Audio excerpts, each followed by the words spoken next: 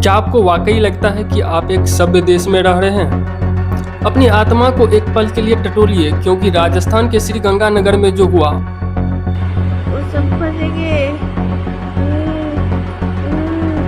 क्यों पुलिस वालों ने क्या किया है? क्यों मार फंसे? डाल।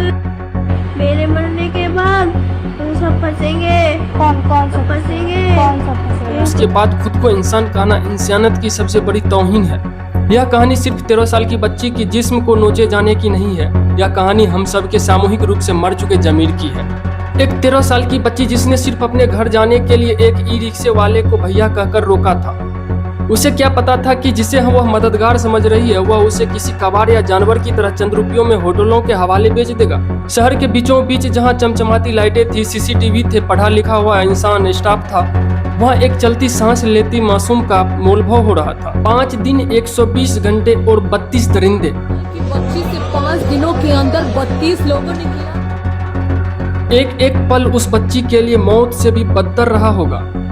जब वो असहनीय दर्द से चिल्लाती थी, अपनी माँ को पुकारती थी, तो यह पढ़े लिखे हैवान डॉक्टर या दवा लाने के बजाय उसके हलक में जबरन शराब उड़ेल देते थे, ताकि उसके चीखें उस आलीशान होटल के दीवारों को पार न कर सकें। शर्म से डूब मरना चाहिए उस होटल के मैनेजर और स्टाफ को, जिन्होंने रोज उस बच्ची की सूजी हुई आंखें देखी, उसके बिखरे आंसू देखे, लेकिन रोज कमरों की चादरें बदलते रहे।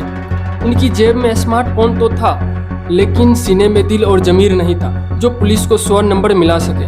पैसों के लालच ने सबको अंधा और बहरा बना दिया था। हम वो दोगले लोग हैं जो क्रिकेट मैच जीतने पर तिरंगा लेकर सड़कों पर नाच सकते हैं, जो किसी रील या सेलिब्रिटी के एक झलक के लिए लाखों की भीड़ लगा सकते हैं, लेकिन जब एक बेटी 5 दिन तक नोची जाती है तो हमारे शहरों में सन्नाटा पसर जाता है।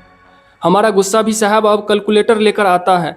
हम आरोपी का नाम, उसका धर्म और राज्य, राजनीतिक नफा और नुकसान देखते हैं, फिर तय करते हैं कि मोमबत्ती उठानी है या चुपचाप स्क्रॉल करके आगे बढ़ जाना है। थू है ऐसे चुनिंदा और बिकाऊ गुस्से पर। आज प्रशासन होटलों पर बुलडोजर चलाकर अपनी नाकामी छुपाने का नाटक कर रहे हैं। वे कहते हैं कि इमारत अवैध थी। अरे जब ये सालों से वहाँ यह गंदा धंधा फल फूल रहा था, तब ये अंधा कानून कहाँ सोया हुआ था? तुम पत्थर की दीवारें तो गिरा दोगे, लेकिन उस बच्ची का उजाड़ दिया गया बचपन कौन सा ठेकेदार वापस ला कर देगा?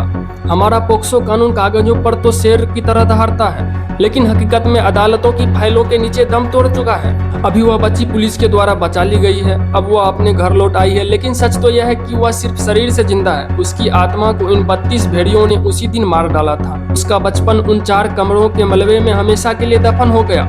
वह जिंदगी भर इस अजनबी चेहरे से डरेगी जब हर रिक्शे को देख करके कांप उठेगी, और अपनी माँ के सीने से चिपक करके भी हर रात उस खौफनाक तन्हाई में जिएगी। अगर आज भी आपका खून नहीं खोला, अगर आज अब भी आप चुप हैं, तो याद रखिएगा अगली बार सिर्फ शहर का नाम बदलेगा, किसी और की बेटी होगी, लेकिन यह चीख और दर्द बिल्कुल यही होगा। इस आवाज को इतना फैलाओ कि बहरे सिस्टम के कान फट जाए, और 32 कसाईयों को ऐसी सजा मिलनी चाहिए कि उनकी आने वाली पीढ़ियों की रूह भी कांप उठे।